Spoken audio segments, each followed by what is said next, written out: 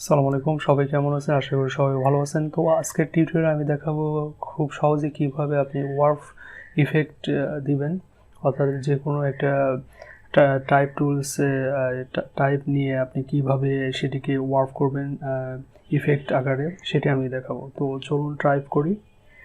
তো একটু ছোট করব, আর একটু ছোট, যাতে ফন্টটা একটু ছোট থাকে। তো টাইপ করলাম। তো টাইপ করার পর এখানে ড্র্যাগ করে মাঝখানে নিয়ে আসবো। মাঝখানে আনার পর এটাকে আমরা হোয়াইট করলাম বা অন্য একটি কালার দিচ্ছি, এই কালারটাই থাক। তো এটাকে সিলেক্ট থাকা অবস্থায় ইফেক্টে গিয়ে আমরা ওয়ার্প করব। এখানে দেখতে পাচ্ছেন এআরসি লোয়ার, এআরসি আপার, অনেক ক্যাটাগরি রয়েছে। এখান থেকে আমরা যদি এআরসি লোয়ার সিলেক্ট করি বা আপারে সিলেক্ট করি, তাহলে দেখুন কি দাঁড়ায়। আমরা আপারে ক্লিক করলাম, প্রিভিউতে দিলাম, দেখুন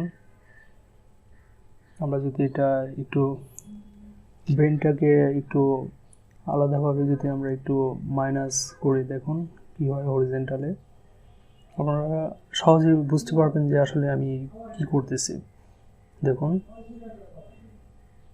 আপনি যে কোনো টাইপ এনে এখানে ডিজাইন করতে পারবেন খুব সহজেই। আবার ভার্টিক্যাল দিলে কেমন দাঁড়ায় দেখুন।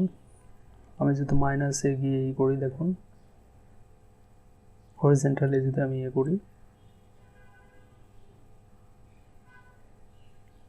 এখন আবার ইফেক্টে গিয়ে আমরা ওয়ার্পে যাব এবং এআরসিতে ক্লিক করব। এখানে স্টাইল সব ক্যাটাগরি পাবেন, যে ক্যাটাগরি ছিল। এখন আমরা লয়ারে ক্লিক করব। লয়ার হচ্ছে নিচে আর আপার হচ্ছে উপরে, অর্থাৎ লয়ারে আমরা নিচে স্টাইল করতে পারবো। দেখুন খুব সহজে কিন্তু করা যাচ্ছে। ভার্টিক্যালি যদি আমরা করি তাহলে উপর দিকে যাবে আর কি। দেখুন,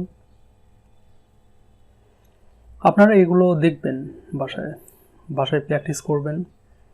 তো ইফেক্টে অনেক ইফেক্ট রয়েছে, আমি জাস্ট ইম্পর্টেন্ট ইফেক্টগুলো আপনাদের বোঝাচ্ছি। তো এখানে অনেক অপশন পাবেন, খুঁটিনাটি আপনারা দেখবেন এগুলো।